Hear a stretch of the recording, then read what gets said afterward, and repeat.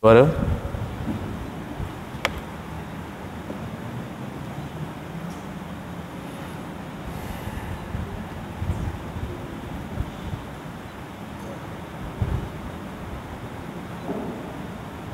Tes.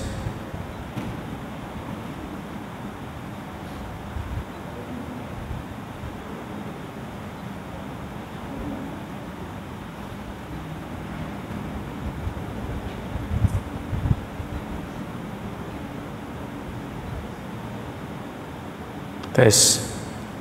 Okey.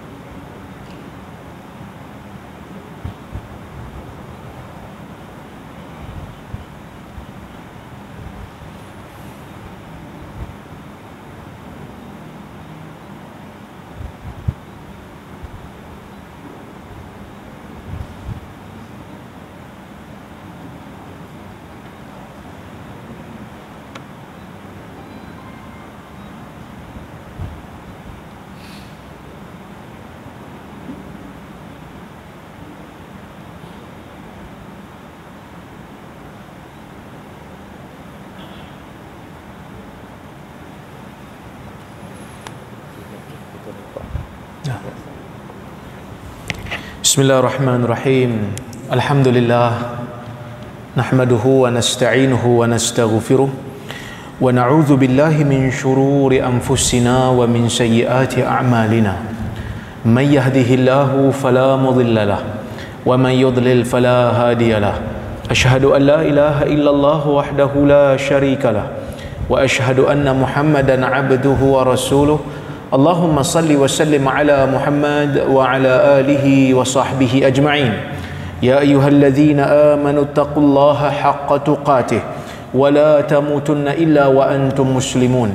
Ya ayyuhan nasu taqu rabbakumul ladzi khalaqakum min nafsin wahidah wa khalaqa minha zawjaha wa batha minhuma rijalan katsiran wa nisaa'a wattaqullaha alladzi tasaaluna bihi wal arham. Innallaha kana 'alaikum raqiba.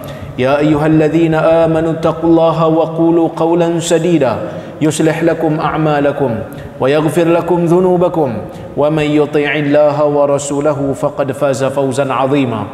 Fa inna asdaqal hadithi kitabullah wa khairal hadi hadi Muhammad wa syarral umuri muhdatsatuha wa kullu muhdatsatin bid'ah wa kullu bid'atin dhalalah. Amma ba'd.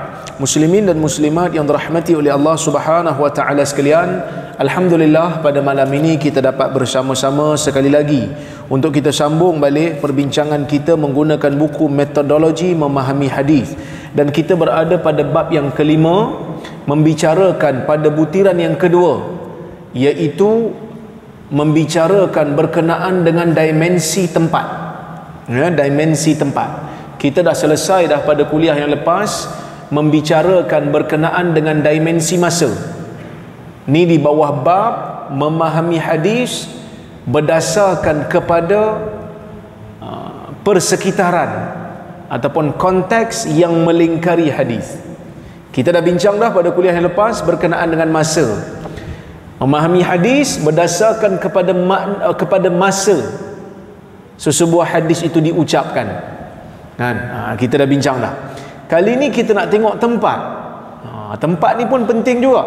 Bahkan semalam waktu saya berjumpa dengan Datuk Mufti Perlis, Datuk Dr. Asri, beliau sedang membaca satu tesis PhD yang ditulis oleh seorang pelajar daripada Universiti Islam Antarabangsa. Tajuk tesis tu Al-Bu'dan Az-Zamani wal Makani fil Hadis. Konteks tempat dan konteks masa di dalam hadis satu kajian analitikal.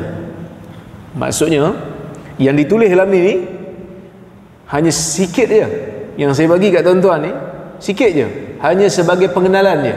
Dah ada tesis pun dah ditulis. Maksudnya Datuk Mufti kita tengah baca tu, nak semak. Jadi perbahasan berkenaan dengan dimensi ni memang banyak lah, ataupun kita kata contohnya banyak, isunya banyak. Yang kita bincang ni sikit sangat lah, hanya sebagai satu pendedahan je, hanya sebagai satu pendedahan. Okey, dimensi tempat. Dimensi tempat ialah penelitian terhadap tempat sesuatu hadis itu diucapkan. Ini penting bagi mengelakkan kemusykilan bagi pembaca terhadap teks bagi sesebuah hadis. Berikutlah contoh, kita tengok contoh. Yang pertama, hadis tentang arah kiblat. Tuan-tuan, arah kiblat kita ke mana? Ke arah Kaabah.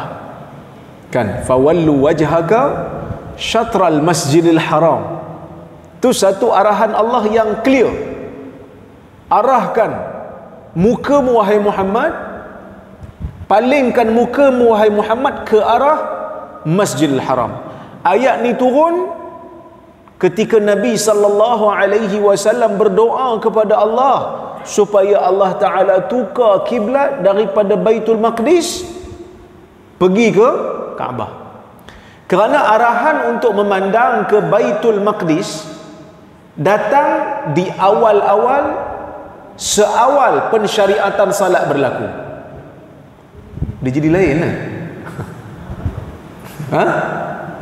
Dia jadi gema kuat sikit.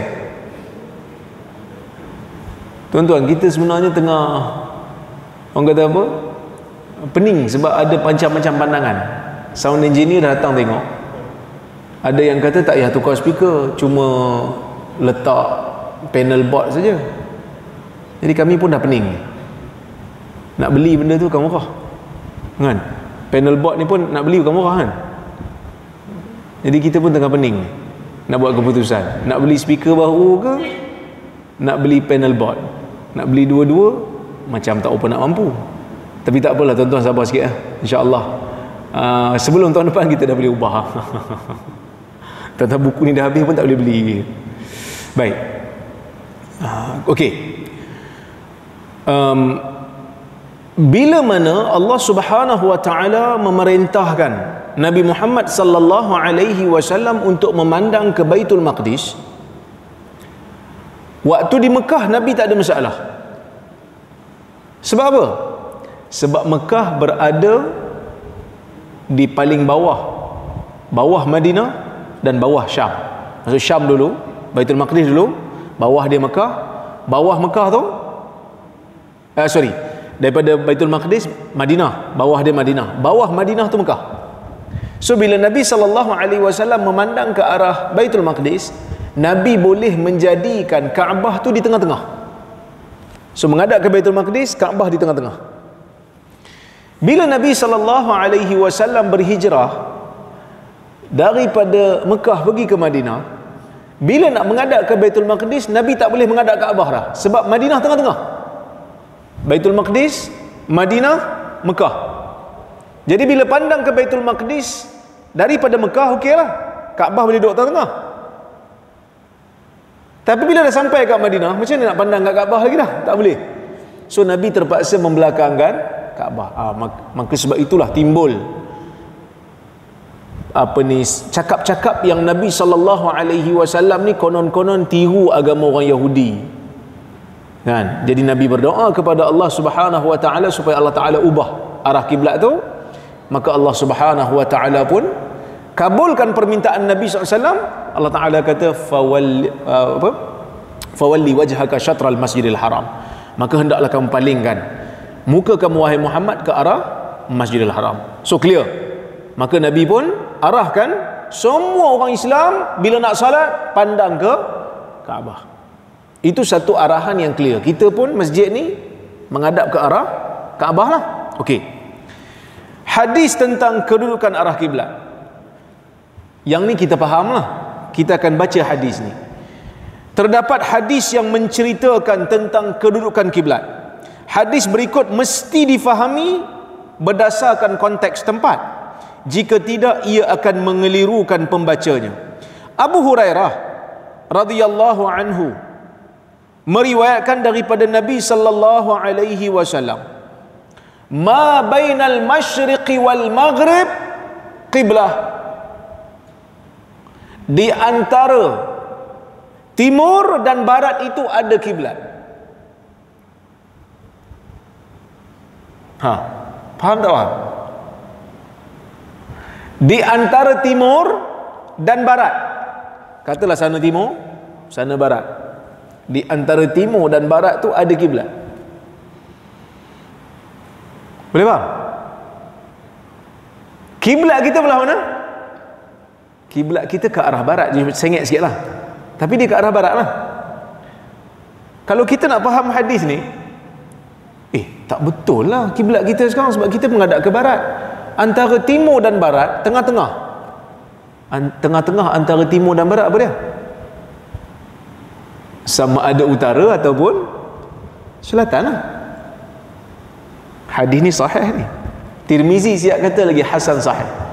Kalau orang baca hadis ni, dia tak tengok konteks tempat, dia akan kata hadis ni tipu, hadis ni bohong, hadis ni perawi cipta, perawi reka, tak guna punya perawi hadis, menipu siang-siang hari. Dia yang tak berapa nak cerdik. Dia macam ni lah Syekh Qaradawi. Kita akan sampai bab tu nanti.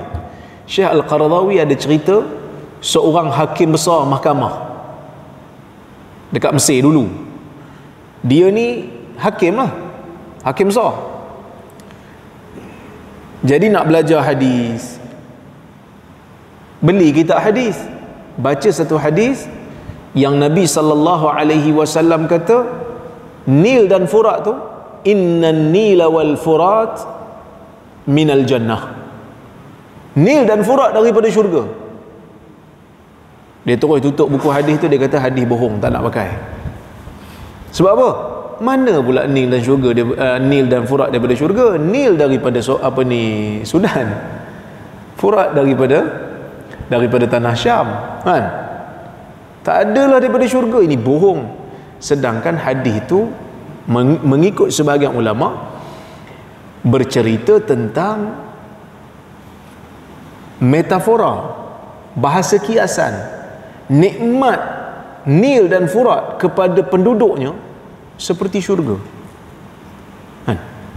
Tuan-tuan kalau tengok apa ni, orang Arab kalau dia datang ke Malaysia, dia akan sebut Malaysia Jannah, Malaysia ni syurga, sebab hijau. Itu bahasa metafora. Takkan kita nak kata kat dia, mengucap balik Malaysia ni bukan syurga, banyak benda yang tak kena kat Malaysia ni, contohnya kan. Banyak benda hilang, kapal pun hilang, contohnya kan. Syurga apa? Kita kata ini bahasa metafora. Suburnya Malaysia ni macam syurga, bukan syurga betul, bukan syurga yang disebut dalam Quran tu, nikmat dia tu. Okey, jadi bila kita baca hadis ni, kita kena baca syarah para ulama, baru kita faham. Para ulama kata kena tengok pada konteks tempat.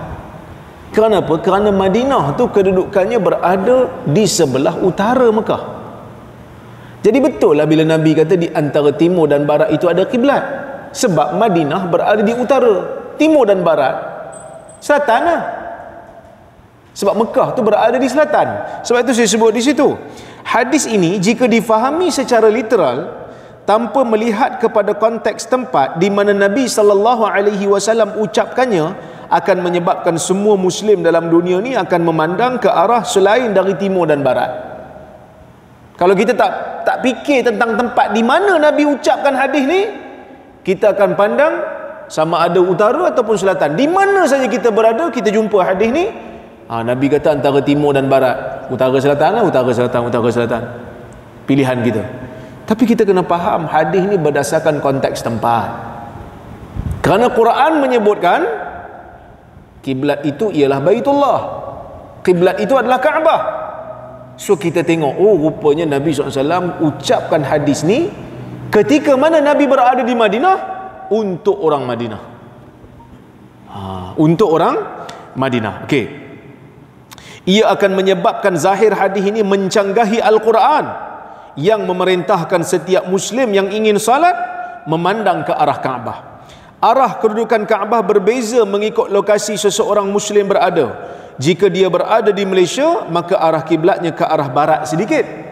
Maka melihat kepada dimensi tempat, hadis ini tidak bercanggah dengan ayat Al-Quran, kerana hadis ini adalah ucapan untuk orang Madinah yang kiblat mereka bukan di timur ataupun di barat.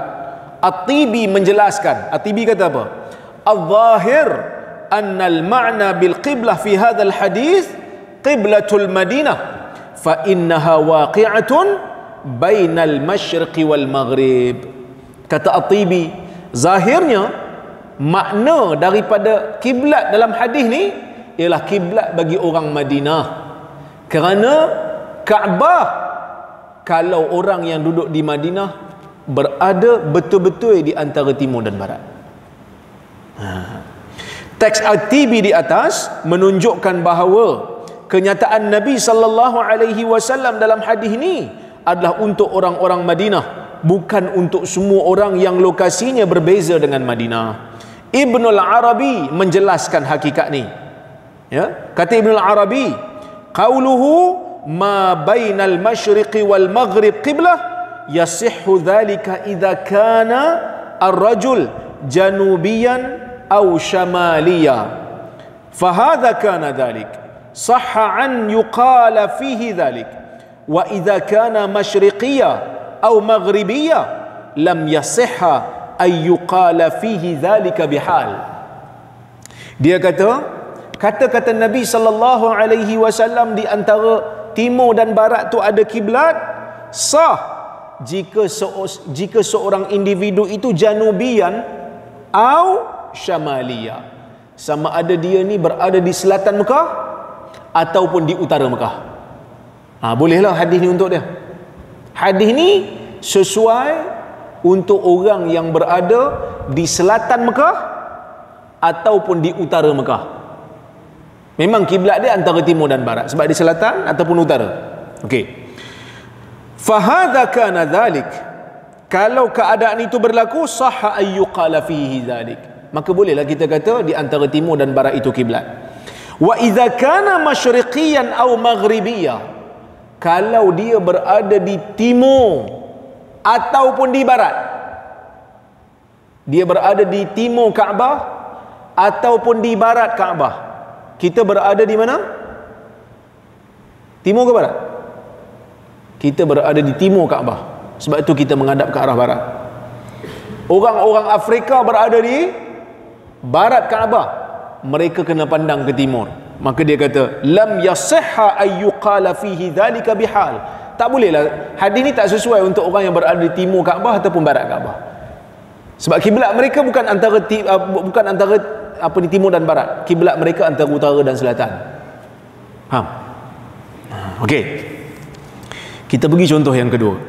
Hadis larangan memandang kiblat ketika buang air. Okey. Terdapat hadis yang melarang seseorang untuk membuang air sambil menghadap kiblat atau membelakangkan kiblat.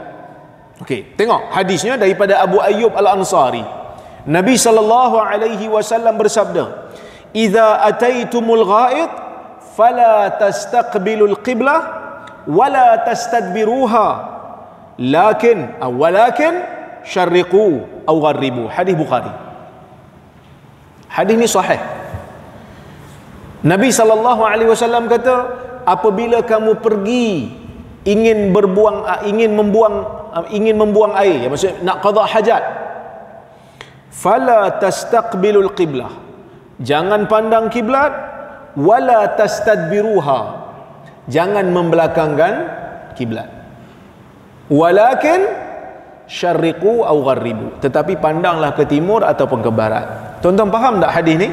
Arahan dia jelas tak? Jelas. Ramai yang mengangguk jelas. Macam mana boleh jelas? Arahan yang pertama kata, bila nak buang air, jangan pandang kiblat, jangan belakangkan kiblat. Arahan yang kedua kata, pandanglah ke timur atau ke barat. Kiblat kita belah mana? Barat. Mana yang ngangguk tadi? So kena faham kot tempat jugalah hadis ni. Maksudnya untuk orang Malaysia, dia tak bolehlah pandang ke timur atau barat. Sebab kiblat dia ke mana? Sebab kiblat dia berada di arah barat. Arahan yang pertama tu untuk semua orang. Arahan yang kedua tu untuk orang Madinah. Arahan yang kedua tu untuk orang Madinah, sebab orang Madinah kiblatnya berada di selatan. So pandanglah ke timur ataupun pandanglah ke barat, tak ada masalah. Jangan pandang ke selatan atau pandang ke utara. Sebab pandang ke selatan dikira menghadap kiblat, pandang ke utara membelakangkan kiblat. Clear tak? Sekarang baru kita clear, barulah kita tak rasa hadis ni macam tak logik pula. Sebenarnya kita yang tak faham, kerana Nabi SAW duduk di Madinah, nak bagi orang Madinah tu faham. Okey. Pendapat yang rajih dalam masalah ini ialah larangan ini hanya berkaitan dengan orang yang buang air di kawasan luar seperti padang pasir atau hutan. Sebab ada yang dah mula confuse. Tak boleh pandang kiblat atau belakangan kiblat. Macam ni saya kena renovate toilet rumah saya. Memang ada ulama yang pegang pada pendapat mutlak tak boleh. Kerana ada riwayat daripada Abu Ayyub sendiri yang bila dia tengok tandas-tandas manusia pada zaman tu memandang kiblat atau membelakang kiblat, dia akan suruh ubah. Tetapi pendapat yang tepat, pendapat yang rajih, kalau dalam bangunan tak apa, kalau ada dinding tak apa. Sebab apa?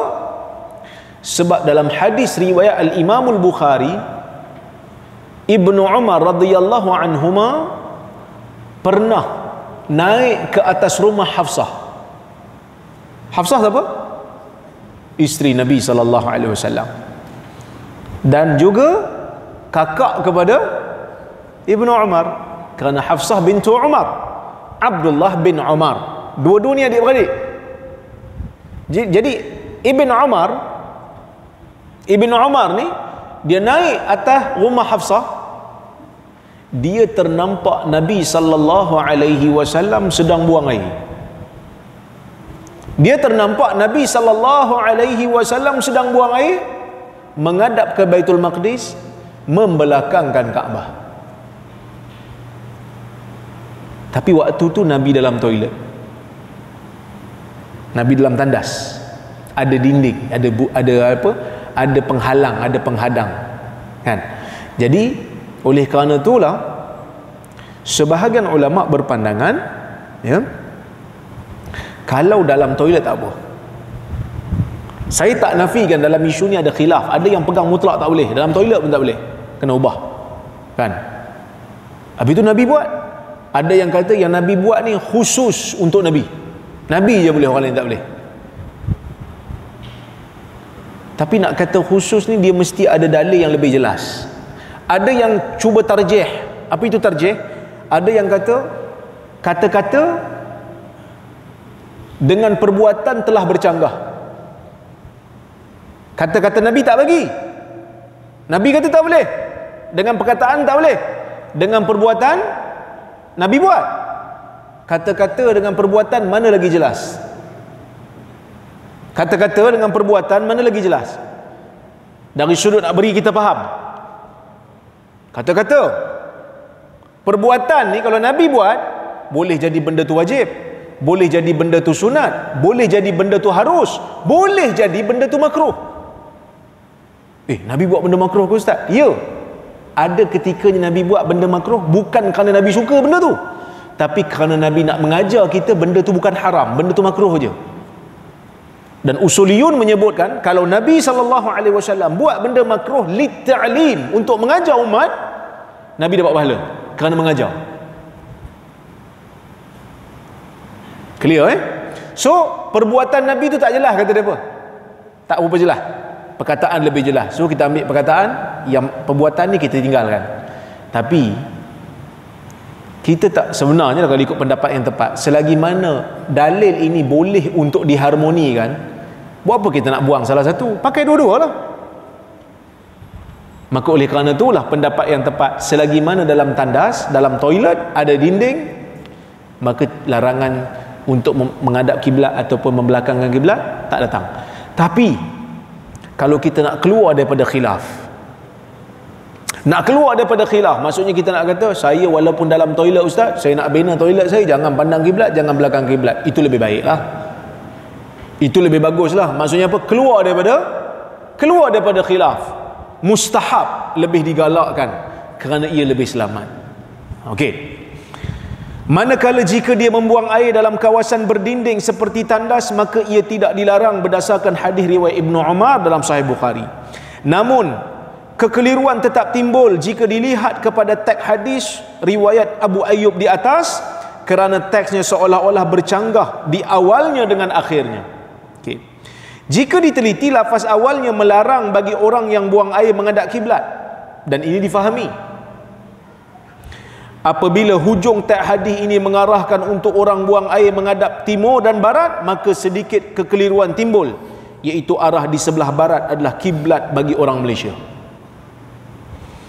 Bagaimana mahu melaksanakan arahan ini? Maka disinilah pentingnya untuk melihat dimensi tempat. Ya? Ini kerana arahan yang pertama tadi adalah arahan untuk semua umat, di mana pun mereka berada, iaitu jangan buang air sambil memandang kiblat atau membelakanginya. Tetapi arahan kedua, iaitu memandang ke timur atau barat, ialah arahan untuk orang Madinah, kerana kiblat mereka bukan arah timur atau barat. Ini kerana Mekah berada di bawah ataupun di selatan Madinah. Al-Khattabi menjelaskan perkara ini. Al-Khattabi ini ulama hadis yang silam lah, ulama lama. Waktu dia hurai hadis, dia kata apa? Qauluhu syarriqu au gharribu, ataupun syarriqu wa gharribu, hadza khitab li ahli al-Madinah wa liman kanat qiblatuhu ana dhalika samt. Fa amma man kanat qiblatuhu ila jihatil maghrib awil masyriq fa innahu la yughrab wa la yushraq. Dia kata apa? Perkataan Nabi SAW, syarriqu aw gharribu, ataupun syarriqu wa gharribu, pandanglah ke timur dan juga ke barat. Hadza khitabun, ini ucapan untuk orang Madinah, dan sesiapa sahaja yang kiblatnya, ya, bukan ana ni, ala, kau tak silap, ala, ya, yang kiblatnya berada di arah yang sama. Fa amma man kanat qiblatuhu, adapun sesiapa yang kiblatnya ke arah barat ataupun timur, maka tak perlulah ditimurkan ataupun dibaratkan. Tak perlu di barat ataupun ditimurkan Kaabah tu. Okey. Maksudnya kalau apa, dah Kaabah dah tak di arah barat, tak payahlah pandang ke barat. Gitu kan. Baik. Hadis yang kedua, contoh yang kedua, hadis tentang bayar zakat fitrah dengan tamar. Yang ini kita dah hurai sebelum ni dah, iaitu Nabi SAW, kata Ibnu Umar, mewajibkan zakat fitrah dengan buah tamar dan juga dengan gandum. Kata Ibnu Umar, farada Rasulullah sallallahu alaihi wasallam zakat al-fitr. Itu ada salah ejaan, buang satu alif, dia ada dua alif kat situ.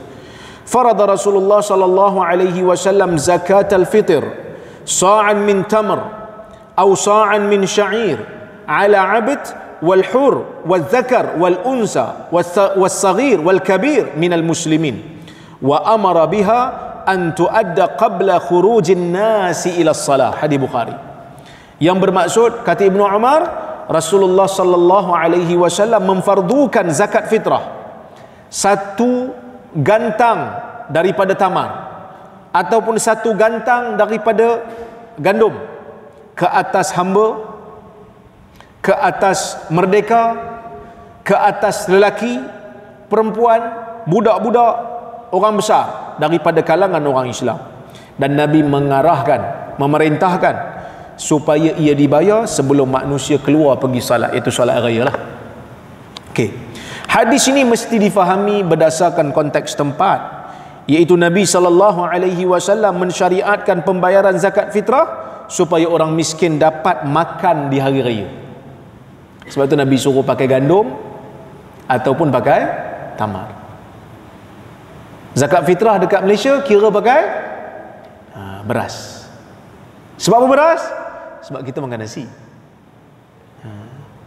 Kalau bayar pakai gandum ataupun tamar, dia tak menepati ruji orang Malaysia. Tapi sebenarnya roti sekarang ni orang makan juga lah. Kalau dulu kurang sikit lah orang makan roti ni, sekarang ni orang makan roti banyak juga lah. Orang Malaysia ni kan banyak juga lah makan roti. Tapi makanan asasi utama beras. Maka sebab itu diletakkan harga beras, sebab tempat tu. Kalau tempat tu orang tak makan tamar macam kita lah, kita tak makan makanan ruji tamar kan, kita tak makan. Kita makan tamar pun kadang-kadang je. Ke tuan-tuan makan hari-hari kan? Kita makan kadang-kadang kan. Bulan puasa hari-hari lah, tapi kalau tak puasa kadang-kadang teringin ambil, kalau tak teringin kita tak ambil lah. Kita bukan makan macam orang Arab makan setiap hari. Biasanya orang Arab kalau lepas subuh dia akan ambil makan. Dan bagus sebenarnya makan tamar 7 biji pagi ni, ajwah kalau boleh. Sebab Nabi SAW mengatakan siapa makan 7 biji tamar ajwah setiap pagi, dia tak terkena apa-apa racun ataupun sihir. Jadi kalau tuan-tuan rasa macam tak sihat badan, cubalah 7 biji ajwah. Cuba 7 biji ajwah setiap pagi. Memadai dengan tu dan air kosong lah. Jangan lepas tu pula 3 pinggan nasi lemak, lepas tu komplain sakit. Okey. So hadis ni Nabi SAW nak bagi orang miskin dapat makan hari raya. So makanan zaman tu tamar. Makanan zaman tu tamar ataupun roti. Sebab itu Nabi SAW arahkan. Maka sebab itu kata Ibn Daqiq Al-Aid, tuan-tuan tengok muka surat 130. Wa minhum man qal la yukhrij illa ghaliba qutil balad wa inna ma zakartu hadhihi al-ashya wa inna ma zukirat, bukan zakartu, silap dia punya baris tu. Wa inna ma zukirat hadhihi al-ashya li'annaha kulluha kanat muqtatatan bil Madinah fi dhalika al-waqt fa'ala hadha la yujzi'u bi ardi Misr illa ikhraju al-bur li'annahu ghalibul qut. Di antara ulama ni ada yang kata tak boleh seseorang itu mengeluarkan zakat fitrah melainkan mesti dengan makanan ruji asas negara tu. Wa inna ma zukirat hadhihi al-ashya, manakala disebutkan benda-benda dalam hadis tu tadi, kerana tamar dan juga gandum, kerana tamar dan juga gandum ni merupakan makanan ruji di Madinah pada ketika itu. Pada ketika itu.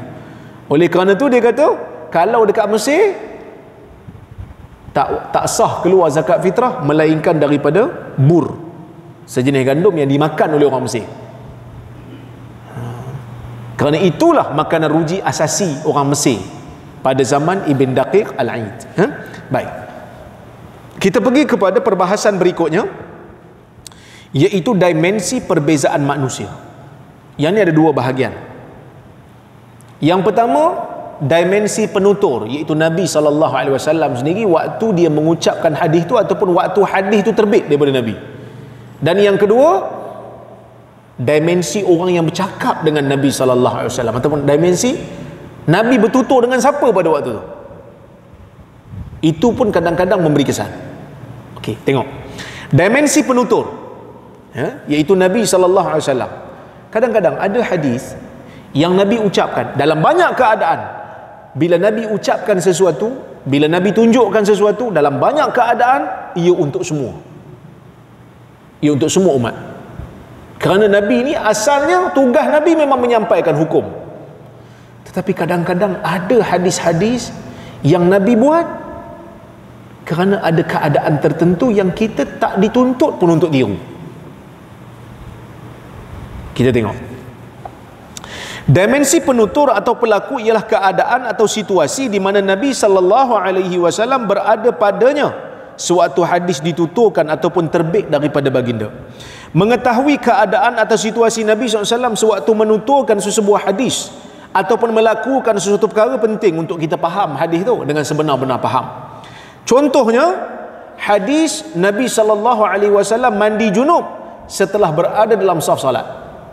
Ada satu hadis Nabi dah keluar dah, duduk dalam saf. Nabi dah duduk jadi imam, nak jadi imam. Orang Islam semua dah ada dalam saf. Maksud sahabat dah ada dalam saf. Maksudnya dah iqamah dah. Nak mulakan sembahyang. Nabi keluar daripada saf, Nabi pergi mandi. Nabi keluar daripada saf, Nabi pergi mandi.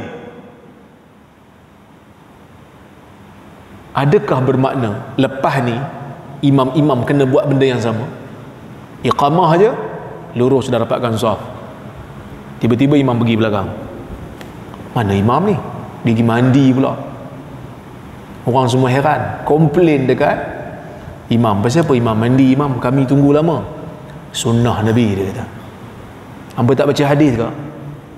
Ustaz Ajwad jangan duk buat lah. Kerana Nabi SAW buat benda ni ada sebab dia. So kita tengok. Okay.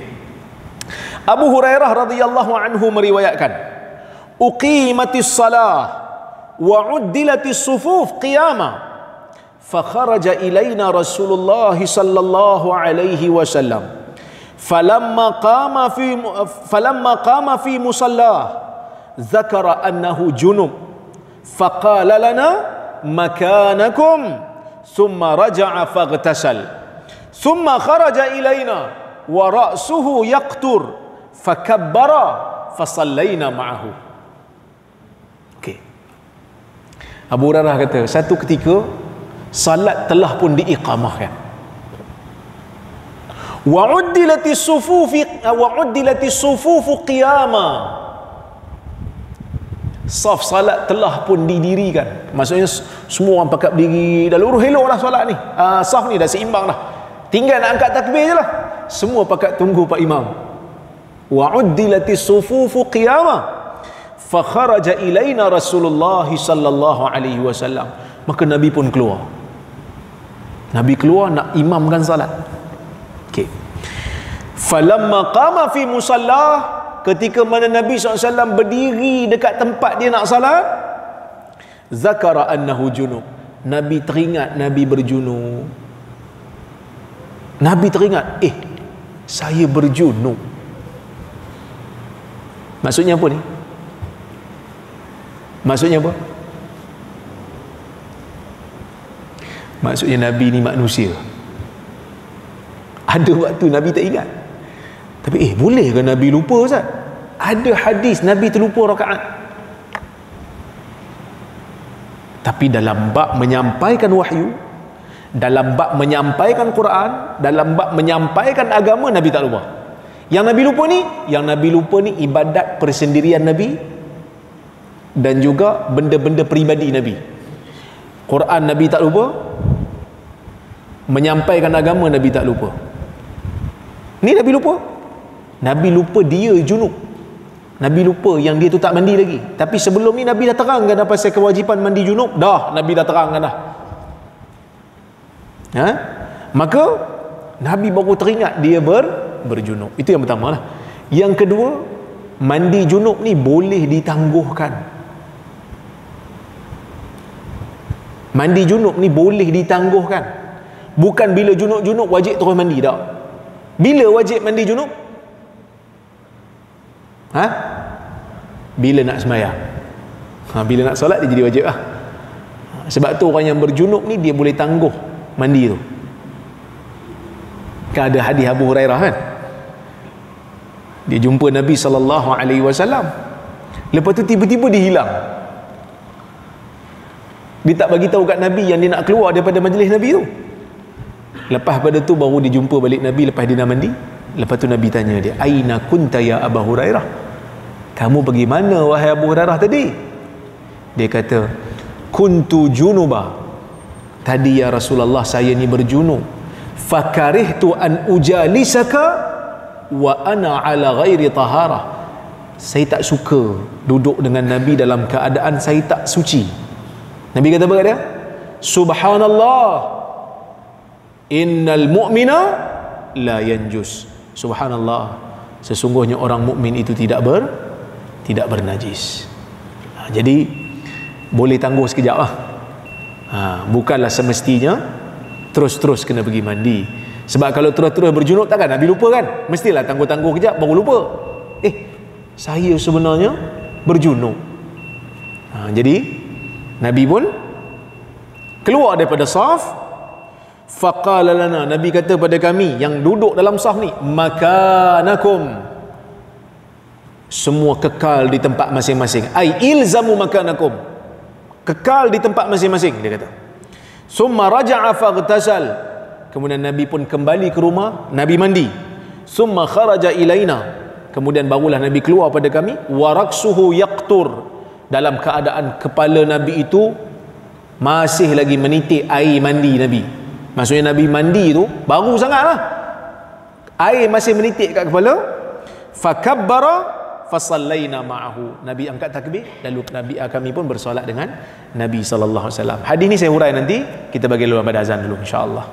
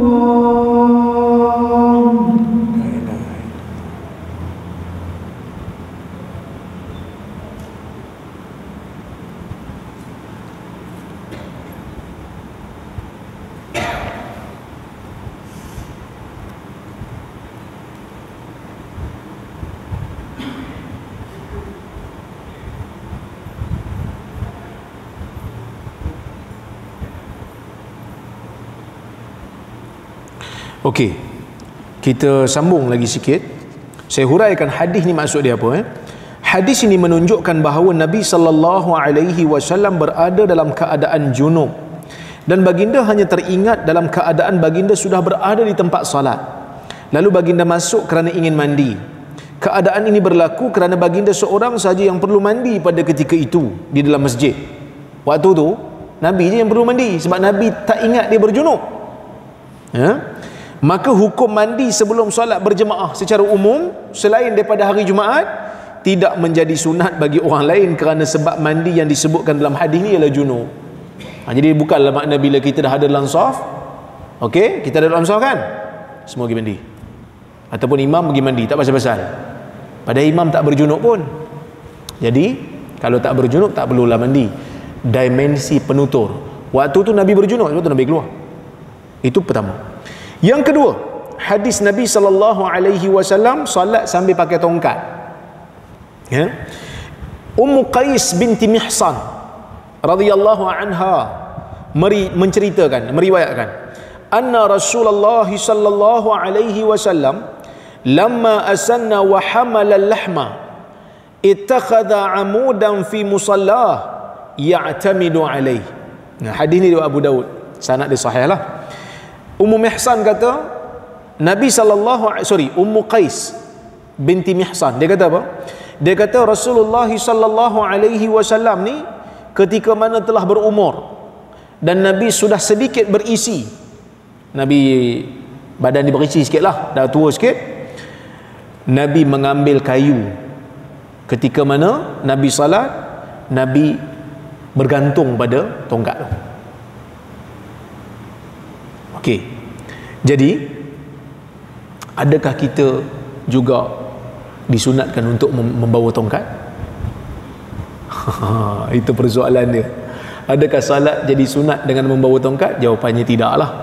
Kerana Nabi pakai tongkat dalam solat ni sebab Nabi telah berumur, Nabi dah sedikit tua.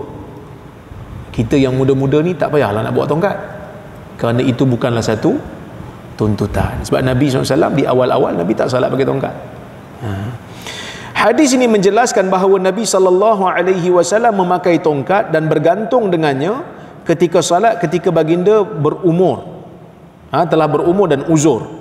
Namun ia bukanlah pensyariatan kepada semua umat. Sebaliknya Nabi SAW memakai tongkat apabila ada keperluan, iaitu kerana baginda telah uzur. Manakala bagi orang muda yang masih kuat, maka tidak perlu memakai tongkat kerana ia tidak diperlukan.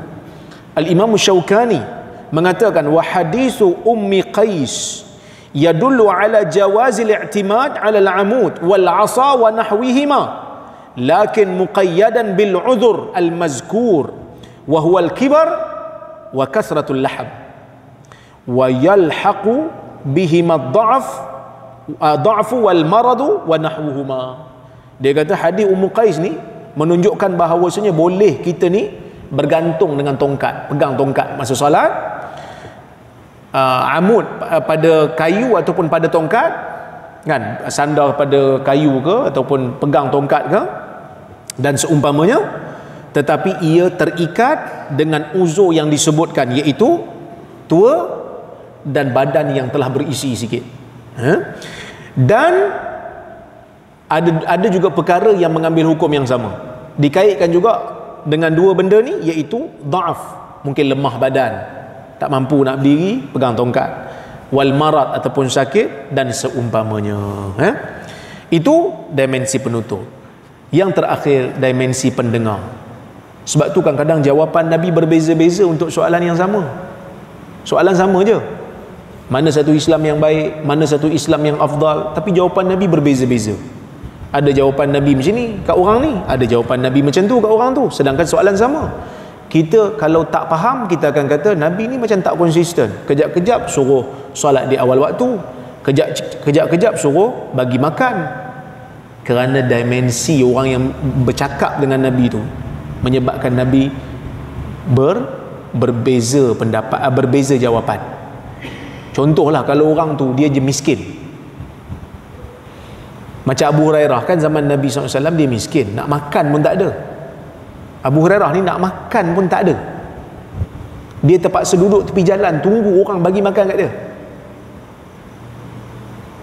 Ada satu hadis tu menarik juga lah hadis tu.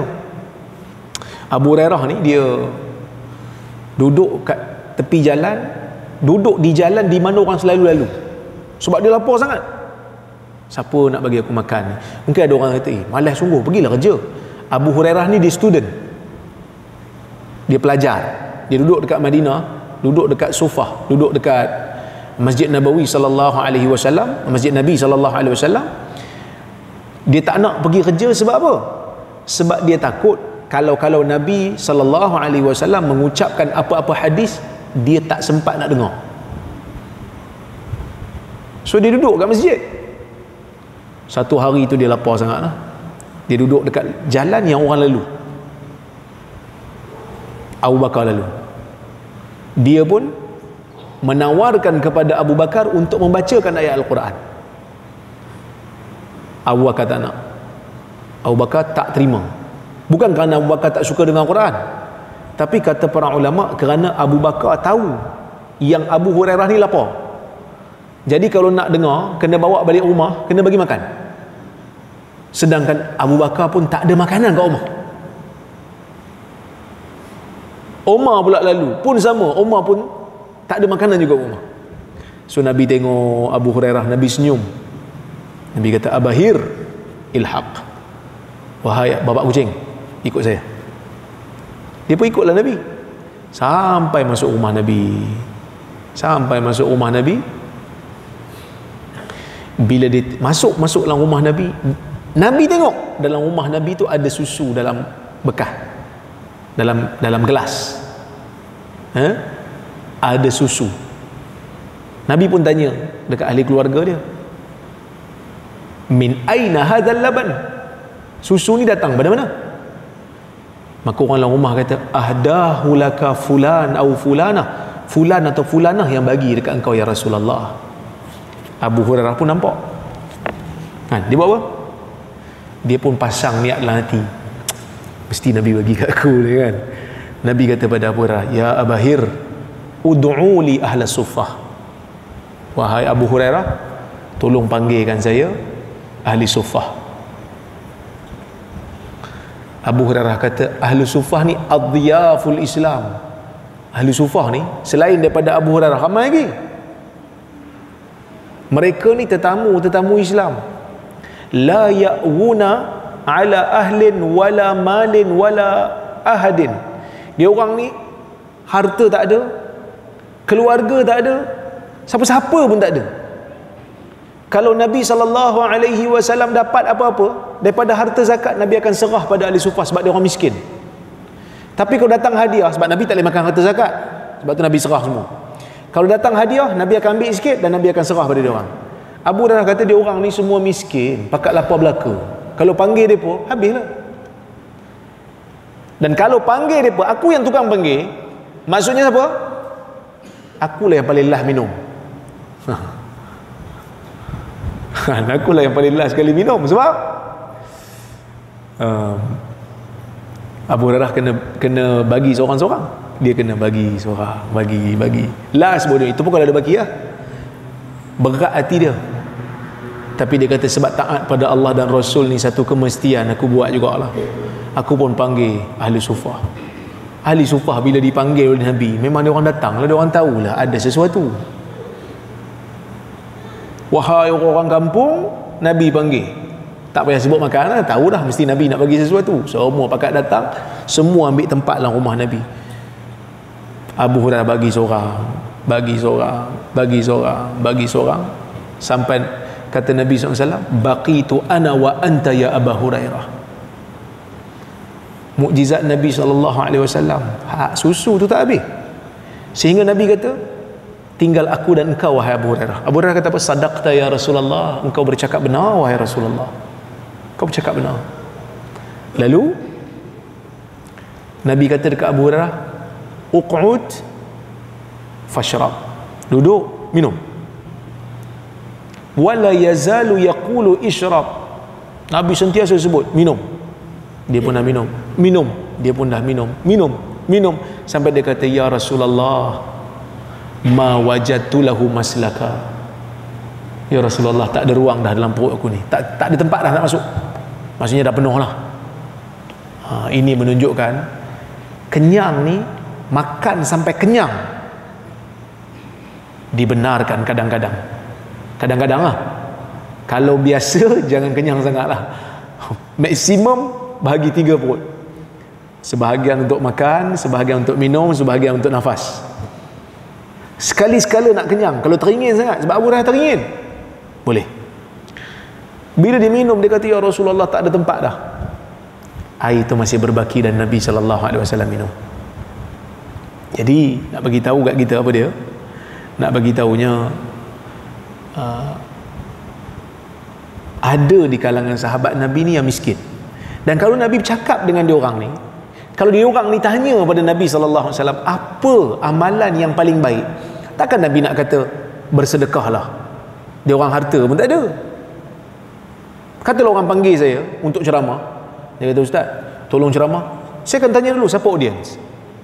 Kalau dia kata kita penerima asnaf, penerima bantuan zakat, takkan saya nak kata, tuan-tuan, marilah kita bersedekah. Dia orang baru terima bantuan. Saya eloklah cerita pasal kelebihan bersabar, kelebihan doa orang miskin, dan baru sesuai dengan dia orang, betul tak? Kalau pergi jumpa orang kaya, saya ceritalah kelebihan infak. Takkan saya nak cerita, tuan-tuan, sebenarnya miskin ni bagus, dia orang kaya. Dia orang kata, habis tu Ustaz, macam mana kami ni nak bankrupt ke macam mana? Dia tak sesuai. Jadi ada segmen-segmen manusia ni yang kita kena tengok sebelum kita jawab persoalan yang ditanya kepada kita. Baik. Dalam beberapa hadis Nabi SAW terdapat beberapa orang sahabat yang bertanya soalan yang hampir sama, iaitu apakah amalan dalam Islam yang paling afdal. Walaupun soalan mereka hampir sama, tetapi jawapan Nabi SAW berbeza. Berikut adalah antara jawapan Nabi SAW apabila ditanya tentang soalan apakah amalan yang afdal atau yang terbaik dalam Islam. Abdullah bin Amr radhiyallahu anhu meriwayatkan, anna rajulan sa'ala an-nabiy sallallahu alaihi wasallam ayyul islami khair, mana satu Islam yang baik. Nabi kata apa kat dia? Tut'imut ta'am wa taqra'us salam ala man arafta wa man lam ta'rif. Bagi makan dan bacakan salam pada orang yang kau kenal dan orang yang kau tak kenal. Abu Musa al-Ash'ari radhiyallahu anhu bertanya, dia kata, ya Rasulullah, ayyul islami afdal, mana satu Islam yang paling baik? Nabi kata apa? Man salimal muslimuna min lisanihi wa yadihi. Siapa yang orang Islam lain rasa selamat dengan lidahnya dan juga dengan tangannya. Ibn Mas'ud juga pernah bertanya, dia kata, sa'altu Rasulullah SAW faqultu ya Rasulullah ayyul a'mali afdal, ya Rasulullah, mana satu Islam yang paling baik? Nabi kata, as-salatu limiqatiha, salat pada waktunya. Qultu summa madza ya Rasulullah, kemudian apa wahai Rasulullah? Nabi kata, qala birrul walidain, buat baik pada ibu bapa. Qultu summa madza ya Rasulullah, kemudian apa wahai Rasulullah? Nabi kata, qala al-jihadu fi sabilillah, jihad di jalan Allah. Summa sakata anni Rasulullah SAW walau istazatuhu lazadani. Kemudian Nabi diam, dan Ibnu Mas'ud kalau aku tanya lagi, Nabi akan tambah lagi tu kan. Ini soalan Ibnu Mas'ud. Abu Hurairah dia riwayat, dia kata, sa'ala rajulun Rasulullah sallallahu alaihi wasallam ya Rasulullah faqala ya Rasulullah ayyul amali afdal. Seorang lelaki datang jumpa Nabi, dia kata, wahai Rasulullah, mana satu amalan yang paling baik? Nabi kata, al-imanu billah. Qala summa madza? Qala summa al-jihadu fi sabilillah. Nabi kata beriman pada Allah. Lepas tu dia tanya lagi, lepas tu apa pula? Dia kata jihad di jalan Allah. Summa madza? Qala summa hajjun mabrur. Kemudian haji yang mabrur. Baik. Jawapan berbeza-beza. Apa kata Al-Qurtubi? Masa dia hurai hadis ni, dia kata, walaysa hadza bitanaqud. Hadis ni bukan percanggahan, dia kata. Li'annahu, kerana inna makhtalafat ajwibatuhu liikhtilafi ahwali sailin. Kerana perbezaan jawapan ni disebabkan perbezaan keadaan orang yang bertanya. Wa dzalika annahu alaihi salatu wassalam kana yujibu kulla sa'il bi afdal fi haqqi. Nabi jawab ni berdasarkan yang mana yang paling afdal pada setiap yang bertanya. Wabil mutaakkad fi haqqih, dan benda yang dituntut pada haknya, iaitu pada diri orang yang bertanya tu. Faman kana mutaahhilan lil jihad, siapa yang ada kemampuan berjihad, wa raghiban fi, dan suka berjihad, kana al jihad fi haqqihi afdal, maka jihad pada haknya, jihad pada dirinya afdal kan, aminas salati wa ghairiha, daripada salat sunat dan selainnya. wa qad yakunu hadha salih lil jihad lahu abawan yahtajan ila qiyamihi alaihima walau tarakahuma la dha'a fayakunu birrul walidain fi haqqihi afdal minal jihad. Mungkin ada orang yang nak pergi jihad, suka nak pergi jihad, tapi mak bapak dia masih ada. Kalau dia pergi, mak bapak dia akan terbiar. Maka dalam keadaan tu, buat baik pada ibu bapa lebih baik daripada dia pergi berjihad. Sebenarnya jihad dia dua jenis. Jihad yang perlu minta izin pada mak bapak ni, jihad hujum, jihad serang.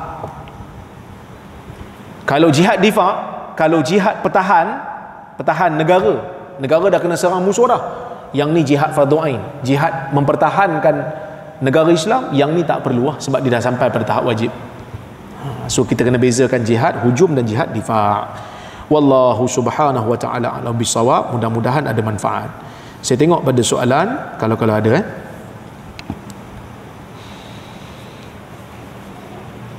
Assalamualaikum Dr. Waalaikumsalam. Berikut boleh bagi penjelasan hadis Nabi sallallahu alaihi wasallam bersabda, barang siapa yang bermain dengan permainan dadu, maka seolah-olah ia telah melumuri tangannya dengan daging dan darah babi. Hadis riwayat Muslim. Hadis ini sahih. Nabi sallallahu alaihi wasallam tak benarkan kita main dadu. Cuma para ulama berbeza pendapat untuk permainan dadu yang tidak ada judi di dalamnya. Kalau ada judi, memang haram secara sepakat. Tapi yang tak ada judi, para ulama berbeza pendapat. Al-Imam An-Nawawi rahimahullah ada menjelaskan masalah ni. Dia kata ada dua pandangan. Sebahagian mengatakan haram kerana zahir hadis ni mengharamkan, dan ada juga yang mengatakan, ada hadis yang mengatakan sesiapa yang bermain dadu faqad asallah, dia telah bermaksiat kepada Allah. Ada yang kata haram secara mutlak, ada yang kata makruh, ada yang kata dibenarkan selagi mana tidak membawa kepada permusuhan dan tidak membawa kepada pengabaian hukum hakam syarak yang lain. So tak mengabaikan salat, tak mengabaikan ibadat-ibadat yang lain. Mufti wilayah ada tulis benda ni dulu, dan dia berpegang kepada pendapat harus dengan syarat tidak membawa kepada permusuhan, tidak membawa kepada pengabaian ibadat, dan tidak ada unsur judi di dalamnya. Tak ada unsur judi. Sekadar contohnya main macam dadu untuk main ni je, dah mula je untuk budak-budak, dia tak ada apa-apa pun, tak ada judi, tak ada apa pun, tak ada permusuhan pun, sekadar nak seronok, maka yang tu tidaklah menjadi satu halangan. Ya, terutama untuk budak-budak lah. Untuk bapak-bapak budak kena tengoklah, kalau sampai main dadu je tak ada buat apa, tak payah main. Dia buang masa je lah. Baik.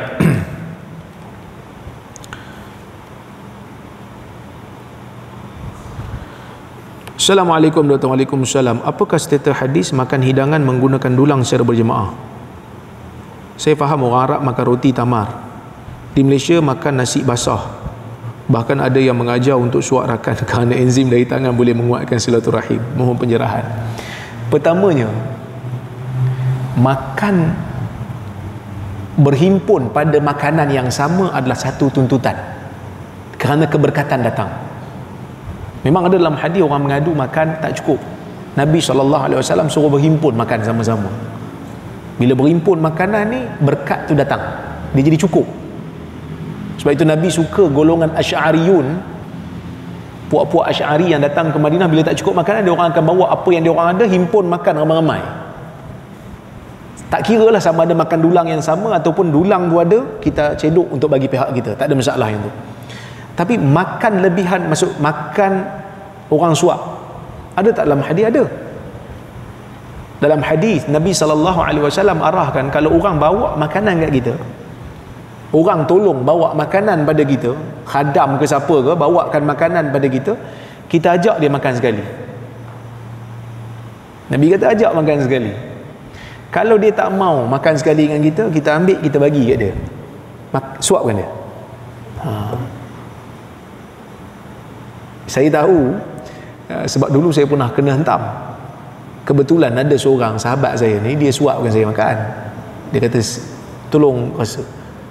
Dia ada pula orang pergi tangkap gambar, pergi letak dekat Facebook, kena hentam saya. Kan, baru saya letak hadis tu. Memang ada suapkan makanan ni, tapi dia bukanlah satu kewajipan dah. Adab kita pada orang yang dah sediakan makan untuk kita, kita bagilah dia sikit, sama ada kita bagi pada tangan dia ke ataupun kita suapkan dia, kan? Dan boleh tak makan lebih orang ni? Makanan lebih orang boleh? Kan tadi saya dah cerita hadis dia orang kongsi susu satu bekas, kan? Sahabat ahli sufah duk kongsi, kan? Lah kali Abu Hurairah pun minum. So maka benda tu tak jadi masalah lah. Tak jadi masalah. Tapi ustaz, saya tak lalu lah ustaz. Tak lalu tu bukan orang kata apa, bukan sebab untuk mengharamkan dia. Kita je tak lalu. Tapi kalau semua tu ahli keluarga, kalau tak boleh makan orang suap, anak kita nak suap macam mana? So kalau kita tak lalu tak apa, dia bukanlah satu kewajipan. Tapi benda tu benda yang tak dilarang oleh agama. Cuma berhimpun pada makanan bagus. Tak kira lah sama ada kita makan sama dalam satu bekas, ataupun kita ambil daripada bekas yang sama, letak di tempat kita dan kita makan. Tak ada masalah. Yang penting berhimpun pada makanan satu benda yang baik. Jangan makan asing-asing. Kalau makan boleh sekali, ya, kerana keberkatan itu datang. Bahkan dia selain daripada mengeratkan ukhuwah sesama Islam, dia juga mengajar kita tentang adab. Kalau kita makan seorang-seorang, katalah makanan tu memang untuk ramai, tapi kita makan dulu, kita mungkin tak rasa segan nak ambil banyak. Ayam ada 10 ketui, belakang ada 9 orang, kita ambil seketui setengah, cubit-cubit sikit-sikit, dia bukan nampak pun. Mungkin ada perasaan macam tu, kan? Tapi kalau ramai-ramai, dia mengajar kita konsep berkongsi, mengajar konsep adab dalam makan pun tak adalah gelojor sangat, kontrol sikit, kan? Sebab tu kadang-kadang kita tak open dak makan dengan VIP. Orang suruh makan meja VIP, tak mau, kena kontrol. Kita pergi makan belakang, kan, tempat geng-geng sama dengan kita. Sebab apa? Tak kontrol sangat makan, gelojor sikit boleh, kan? Wallahu ta'ala a'lam bissawab. Mudah-mudahan ada manfaat untuk diri kita bersama. Okey tuan-tuan, ada soalan lagi? Tak ada? Tak ada. Okey, kalau tak ada, kita jumpa di kuliah yang akan datang insya-Allah. Kalau tak ada halangan, minggu depan lah, hari Isnin. Saya ucapkan terima kasih banyak pada semua yang hadir pada malam ni di masjid, dan juga Global Ihsan yang menganjurkan kuliah ni secara dalam talian. Terima kasih banyak yang hadir secara online juga. Saya mohon maaf terkasar bahasa tersilap kata. Aqulu qawli hadha wa astaghfirullahal azim li wa lakum. Wassalamu alaikum warahmatullahi wabarakatuh.